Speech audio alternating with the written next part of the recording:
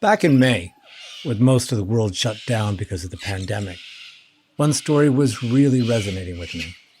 It had to do with the zoo in Bandung.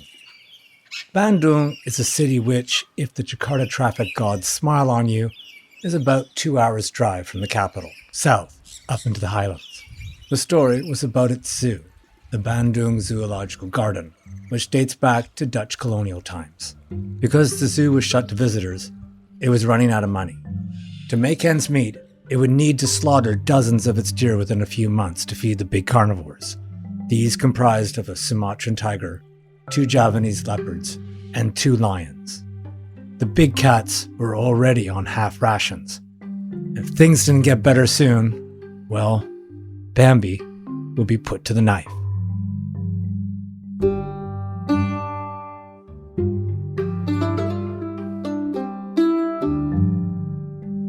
This is On the Level. I'm Jeff Hutton. For me, this story had that sense of being both shocking and not surprising. And there's a few reasons for this. First, everyone was hurting.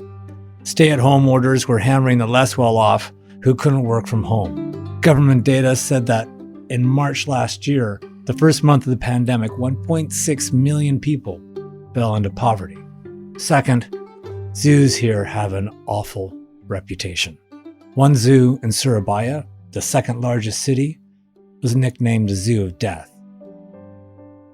In one example, after a giraffe there died in 2012, an autopsy found its stomach contained 20 kilos of plastic. In Bandung, a Sumatran elephant named Yani got sick and died in 2016 and no one knew why. And that's bad enough, but the zoo had been without a vet for a year by then. And then, about a month after Yanni's death, an animal welfare outfit called Scorpion posted a video on YouTube of the sorry state of the zoo's sun bears. Now, sun bears are the smallest of the bears and native to Southeast Asia. They're cute, they're curious, with a dog-like quality. And these ones, though, were skinny. They begged for food from the visitors from their decrepit enclosure.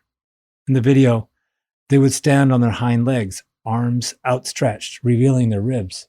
The videos got millions of views. So, the notion that a zoo would start killing animals to feed other animals wasn't that hard to believe. The Reuters piece, where I read this story, went around the world. And it wasn't just the foreign media. It made a splash in domestic media. Quote, "Deer may become tiger food," said Compass, one of the big national dailies here. I made a note in my calendar to follow up, and so back in November, I did. I need to jump in here and say that I'm deeply skeptical of the entire purpose of zoos. I don't get it. When I was a kid, there was a petting zoo in this satellite town outside of Toronto. You can buy candied popcorn to feed the deer. And beside the cages where they kept the bears, what kind of bears I forget now, was a vending machine where visitors could buy a bottle of Coke and slip it to the bears through the chain link fence. That memory has stuck with me. Bored, sugar-crazed animals. Zoos have improved since then, and that zoo closed in 2016. But I wonder, with the advent of televisions the size of a wall and Netflix, why we need to keep animals in cages. Not when we can binge on all the animals we want through streamed documentaries. So, when the spokesman at Bandung Zoo told me that in fact the deer were still with us and that local businesses were regularly donating food to keep the zoo going, I was honestly surprised. This is a place where animal welfare is a flaky notion, where overworked horses draw buggies around touristy parts of the downtown, where endangered bird species are openly sold in markets, and where, until recently, chained monkeys smoked cigarettes and rode miniature bicycles for motorists idling at intersections in Jakarta. I thought for sure the deer were goners. Instead, the place is on the mend. I thought it might make for a nice postscript, a bit of good news at a time when there was so much bad news. So I agreed to come have a look. But I got more than I bargained for. Instead of a puff piece for the weekend paper, I found a turnaround story of incremental change, of promises to a dying friend, of business management, of faded aristocracy, and of course, animals. And right now, as I record this, at the outset of a deepish dive into Bandung Zoo, I'm almost there. I almost think there's a case to be made for zoos. Maybe.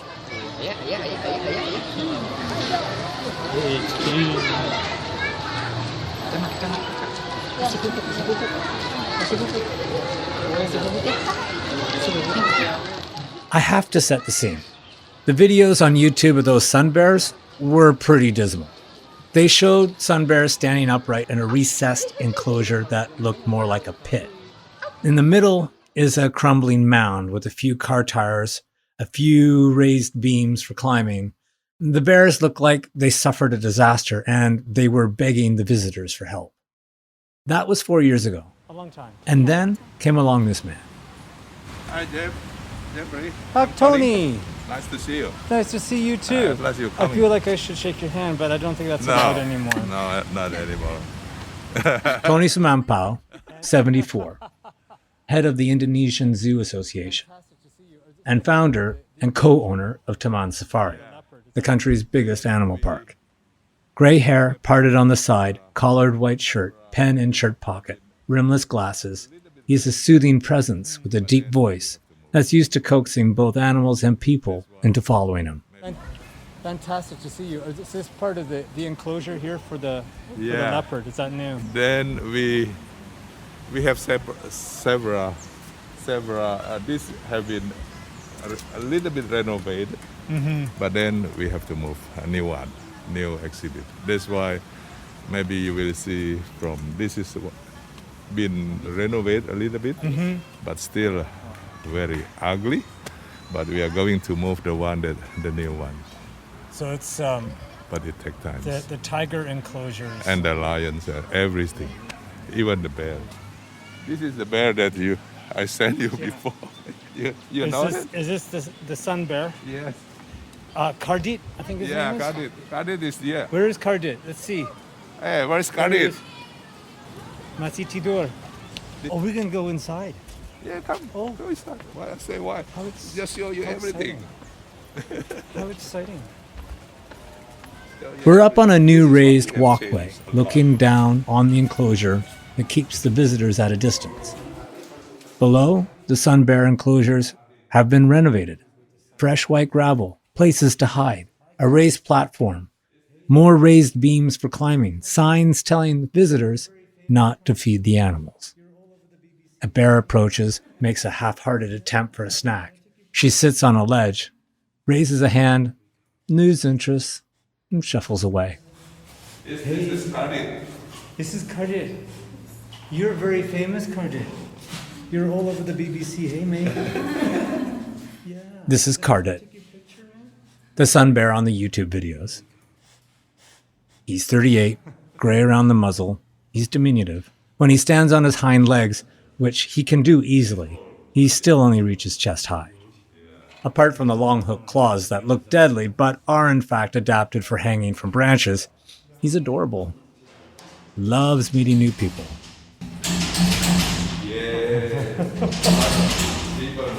So there's 1, 2, 3, 4, and this young one that's rattling on the door. Too many. You have too many. We're inside the night cages. Amazingly, before Tony took over management here in 2017, Kardit and the other bears didn't have a place to go at night. It's not great, but it's safe and it's clean. It's airy enough.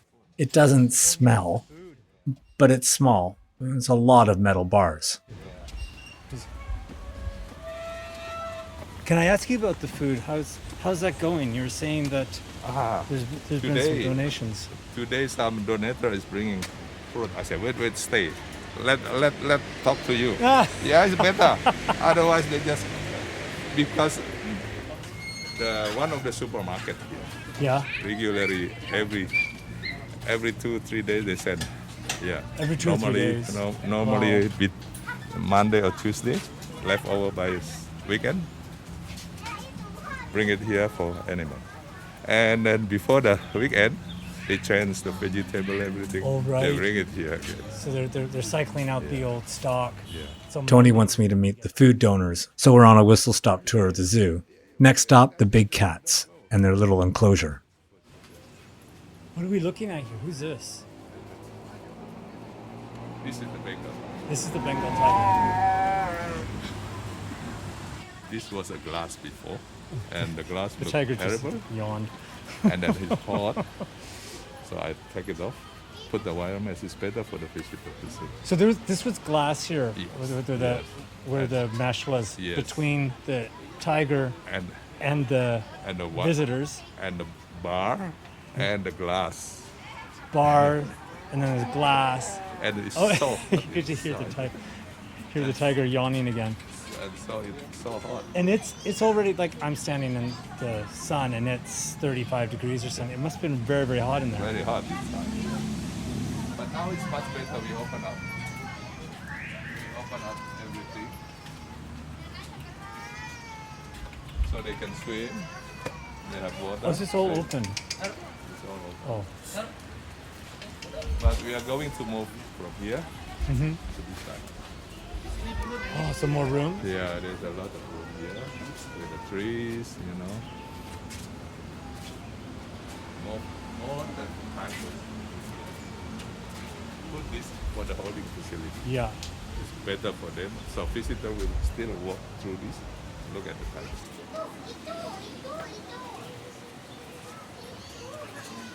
You can see inside is so dark. Everything is like that. But we changed. Well, we are literally going into the lion's den here. Yes. Are you going to feed me to the lion? So this will be our holding facility. The lion enclosure is cramped. The outside portion is airless and exposed to the sun. It's the size of a 2-car driveway. There's a greenish-looking pond and raised platform and logs to sharpen claws. A wire fence between the lions and the visitors. And inside But it's still too small. it's the size of is small. It's what would you say? The size of a regular sort of bedroom, human bedroom. Yes. Yes. It's let me see, 1, 2, 3. Oh, it's around 4 meters. Is it 4 meters 4 long? meter by 2.5. Her night cage backs onto an alley. It's airless, dark, and damp. I'm talking with Tony. What I don't know is the female is pressed against the bars of her night cage. Just over my left shoulder. When I turn around, I'm face to face with her. Holy crap. Nice lion. Hey, buddy. She's 8 years old, and from a young age, she's been in this enclosure and reliant on humans. Despite the near decade of captivity, for me, she's still majestic. Front paws on the ledge, head the size of a car engine. She's completely ignored me, even though I'm inches from her face. Instead, she's trained her attention on the handler, who fishes out a morsel of beef to settle her. She's staring. She is not taking her gaze off you at all. As he fishes out the morsel of beef, her demeanor changes. She's recognized the bag, the movement of the hand into the bag. She relaxes, scratches her cheek against the bars, and as the beef is proffered, backs away to gently pluck it with her front teeth. It's really something. Wow, that was impressive.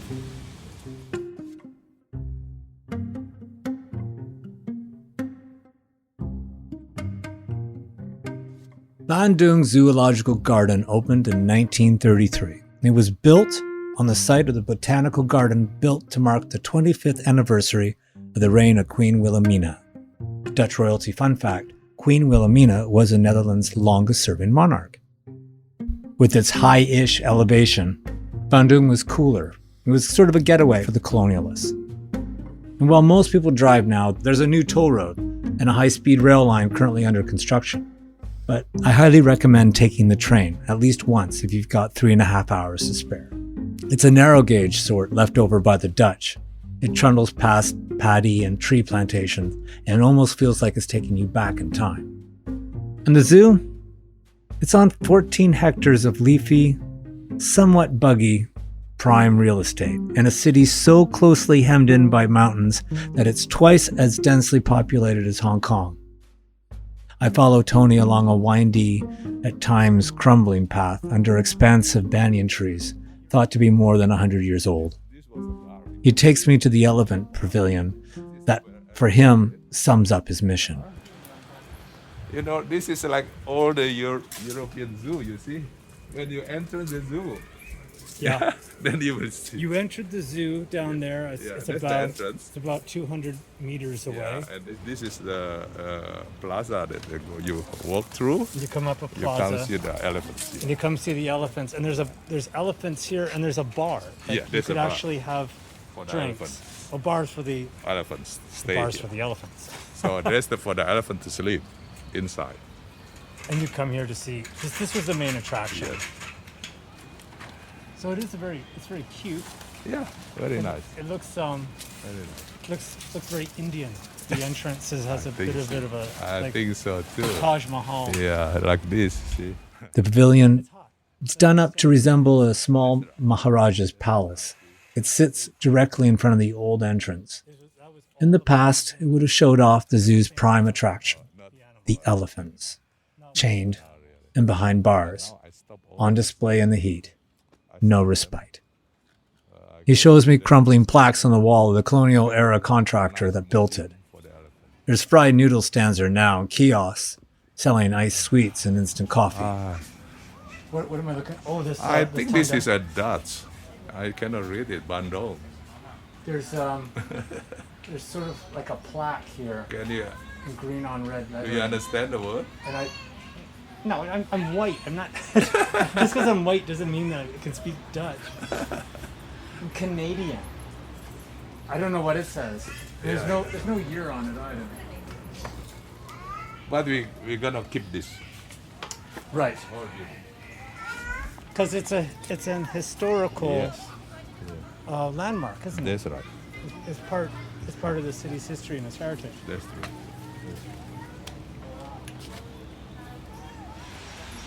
How did you convince them? I said we are going to build a nice zoo. I don't want a nice zoo to have something like that. Yeah.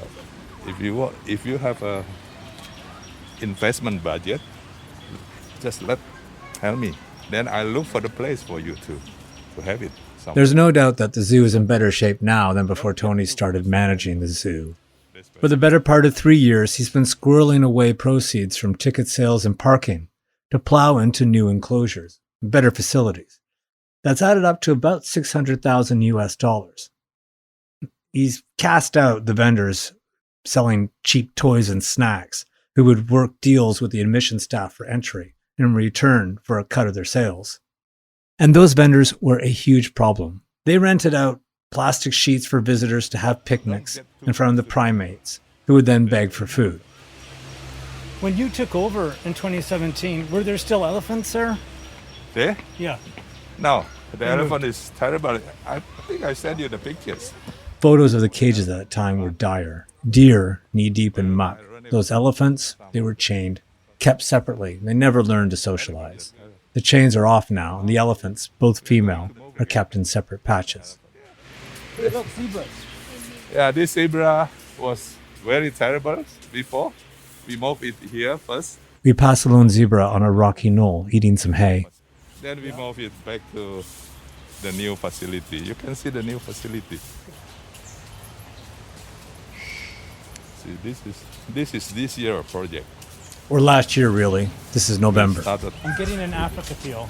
The African exhibit. We started November last year. It's giraffes. It's finished. See, the zebra will be here. Yeah. All the antelope, the zebra. And after relics like the elephant pavilion and the cramped enclosures for the lions and tigers and the Javanese leopards, it's literally a breath of fresh air. No bars, no walls, an embankment of trees and shrubs keep the animals in. A clearing. There are 2 giraffes, Without any a lone zebra, There's no fences. There's an emu coming right for us. There's a ostrich. Ostrich. It's an ostrich. No, ostrich, obviously. It's an African exhibit. That was embarrassing. 2 soccer fields Yeah, long? it's 2,000 something 2,000 square meters? meters. 2,000 square meters. 2,000 meters would be very long. We meet Tony's son, John. Welcome to Bandung. Thank you. So what do you think? I think it is. It's quite an improvement. It's I think. quite from, an improvement. Yeah. Yeah, from what it is originally. It was pretty in bad shape. I don't know if you've been here before. I know. I hadn't. You haven't, but you can imagine how bad it was. I read the stories. Yeah, it was very bad. Not only the infrastructures, the design, but also the management. Yeah, but yeah, I think we have recovered it. We know how to make things right, and obviously now the result has been positive too. Yeah. Yes, business-wise, and also with the the breeding, the population, the collection, and everything else. So you must have done something right. And the visitor numbers too. Yeah. This is our donators. Tony's eager for me to meet the activists and the donors that are effectively underwriting the renovations and keeping the zoo afloat. Right behind the night cages for the African exhibit, where the giraffes and the antelopes and soon lions will go to sleep, they've got their donations: carrots, corn, watercress, garbage bags full of frozen chicken, beef, goat. Audrey. Hi, Audrey. This is Audrey Megan.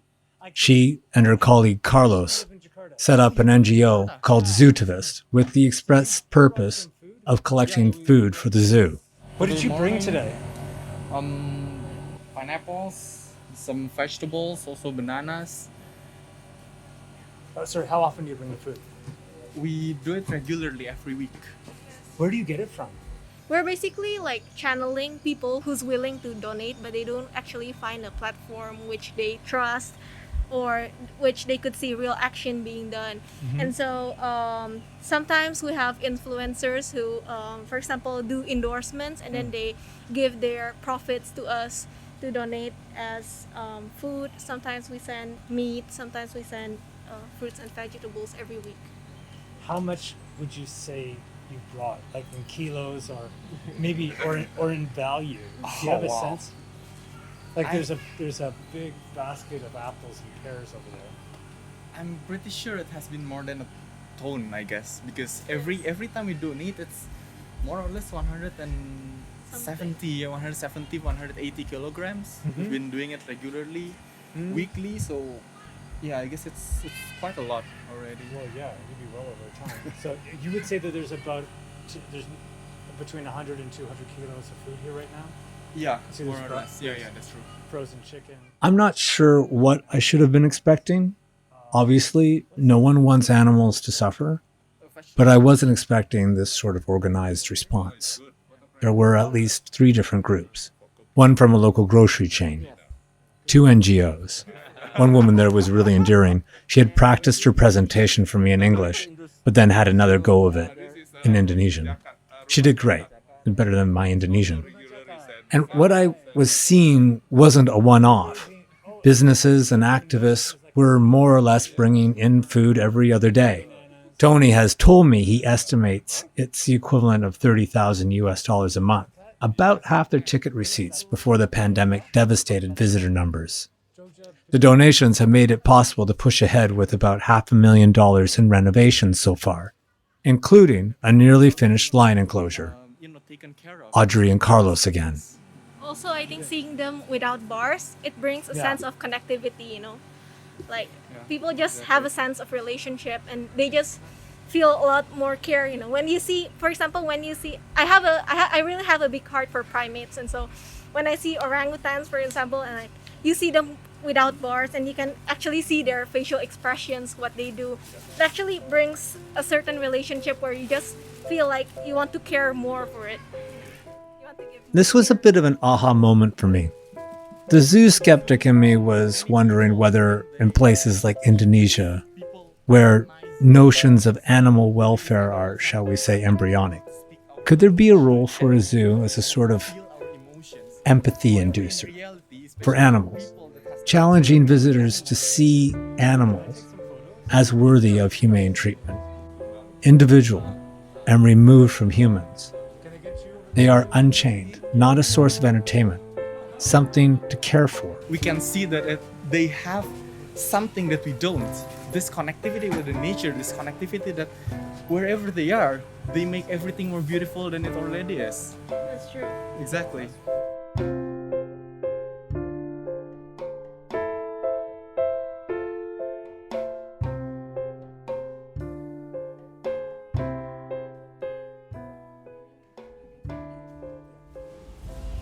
Yeah, this is our new holding for the night. Nice, high sleeping platform, so they can feel safe. We're inside the new night cages for the lions. High ceilings, it's airy, there's natural light from the skylights. It's a big space and empty now. It's got a Noah's Ark feel to it, if Noah's Ark was made from poured concrete, stainless steel, and something called a squeeze cage. This is for the treatment, squeeze cage. When they get sick, when we're going to take the blood sample, Yeah. that we can squeeze it. Put that in, just push that. Not do it. Pull. Right. So we can squeeze them, give the injection, get the blood sample, Yeah. take everything. Right now, how does that happen? You can't do anything. You can't. You have to put wait till them to sleep or put tranquilizer, and then you know when they get sick. How can you put them sleep again?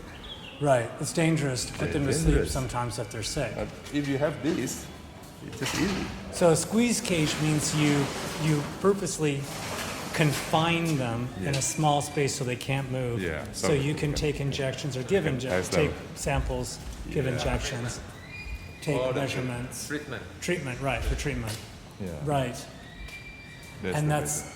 actually better for them because then Better you're for not loading them up with No. and safer Yeah, for everyone. yeah. Right. That's true. That's Because true. what if the tranquilizer doesn't work? Oh, terrible. We Yeah. don't know how the weight. Here you can put the weight underneath. Right. You know. So that leads to even better care Better care. because you're able to monitor Yeah. their statistics, their vital Right. signs, I guess. That's Right? true. Tony's also proud of the quarantine sick bay for the lions. Okay. See, let's see this facility we have. So when we build a facility, we have to think when the animal gets sick, how can they do exercises? They can have a sunbathe or sun, putting them on the sun. You know?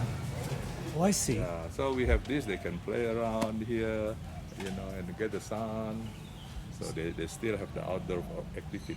So at they've least got for some one. grass. They've got Yeah. some elephant grass on along the right. side, and there's a wire fence, but on the other side Yes. is bamboo Yeah. to make it look a little bit more natural. That's true. That's And it's shaded. They can see each other from that bar there. What kind of illnesses are they liable to get? Normally, when they are going to deliver the baby, Oh. the baby can play around, Okay. They might have a hurt or fight or something. They have to keep it separate a while. So Right. they put it here. They can still do the exercise. They can go up, jumping up there and down. So this is a recovery pen, and Yes. you didn't have things like that before, No, not at all. You put in a small cage, that's all. right? And is that dangerous? Just put them in a small cage? No, yeah, it is dangerous. It's dangerous for them.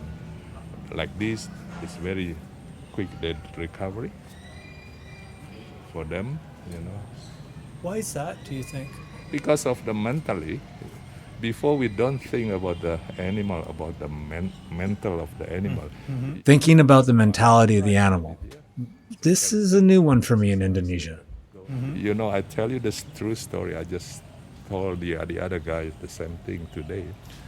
See, we release 8 wild tiger relocated to this to the very nice nature habitat. You know, one day we build a very nice rehabilitate center for the animal, for the tigers. We put the tiger then for 6 months, then we release it. We release to the wild in that area. It in 45,000 hectares of land. Yeah. We released 2008 for 2 Sumatran tigers out to the wild. You know what happened? After 2 years, one of the female tigers just came back and walked around our rescue center. Yeah. So the guy rang me because he's in Sumatra. What happened with one of these tigers keep coming in, during the morning until late afternoon. So, can you take pictures of the tigers? They say, yeah, I can even by the mobile phone. So he took that picture, sent it to me. Then I recognized this tiger is one of the one that we released 2008. It's been 2 years, I said, why not we open the cages like that? Let them in. They're coming into the rescue center. Then in 3 day times, they delivered 3 babies. Because they knew it was a safe place. It's in the wild. It's in the habitat of tigers. Yeah. But they still think the safer is come to the rescue center. You will get food. You will get security. Well, I'd do that too if I were a tiger. But how can the tiger remember that 2 years later? 45,000 hectares. Yes. Yeah. Wow. So it's been mentally they remember everything. The best place for them to deliver their young, the mother now. Where's the safety? And so what? So she gave birth and then And when go and away. then gone. Yes. So that's why everything you have to build, you have to think of the tiger itself. We make our way to the new lion enclosure, past a row of 4 empty pens, each with a raised sleeping platform and a log to sharpen claws.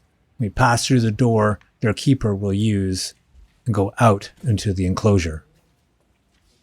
It's been landscaped, crushed gravel underfoot, or rather under paw. It opens out to a viewing area where visitors can shelter from the sun under a majestic banyan tree. It just feels better here, all the plants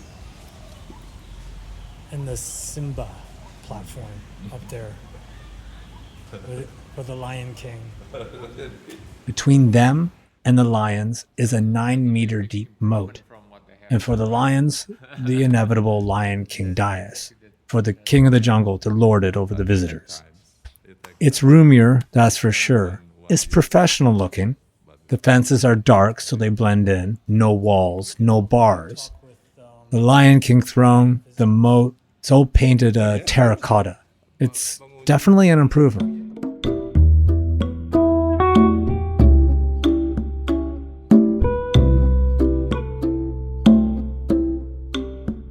I ran what I saw past PETA, People for the Ethical Treatment of Animals. And in 2013, they called for the closure of Bandung Zoo. They weren't buying it. They sent me an email, quote, if there's any explanation regarding why the zoo has been renovating, it's that there is a growing recognition that keeping animals confined to cramped cages for the public's amusement is ethically indefensible. If Bandung Zoo truly cared about the animals, it would have shut its doors and transferred the animals to sanctuaries years ago. PETA Senior Vice President Jason Baker. They said the zoo is only interested in making money. That's probably true. It's a business. PETA said it could help transfer the animals to a sanctuary. I'm not sure how feasible that would be, but I'm hooked. I'm impressed by his steady determination. He has a vision, and now I have got to see where it leads. For me, Tony is performing a balancing act. He has limited funds, and everything needs to be fixed. And now. And the zoo can't afford any more accidents. The businesses that are donating food now, they will yank their support. And in the background, the owner's kids from his 4 wives, yes, 4 wives, are squabbling over the ownership of the zoo, and most importantly, the land. There are 850 animals here: orangutan, eagles, camels, tapir that look like a cross between a pig and an elephant. And rightly or wrongly, it all comes down to Tony. I have to find out what happens next. And there's something else, just personally. After months of being cooped up in my apartment and months of really alarming news of sickness and death and recession, being here in this place right now, it was calming. As I stood on Tony's new Lion King throne, I listened to the gibbons chatter, and I was transported. All this was by design, Tony's design. Tony was thinking of my mentality.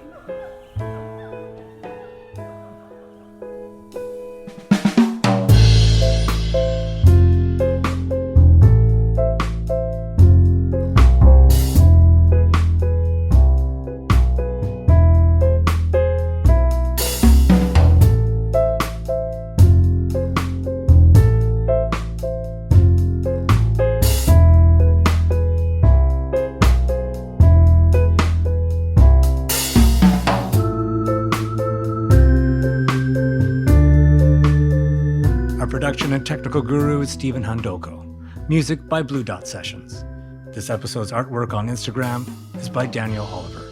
Research by Imam Shofwan. Thanks to Tony Sumampao, his son John, and the staff, and of course all the animals at the Bandung Zoological Garden. You can reach us on Instagram at onthelevel_media. And if you like us, please support us by subscribing and rating us. It helps. This podcast is a production of On the Level Media. I'm Jeff Hutton. Bye for now.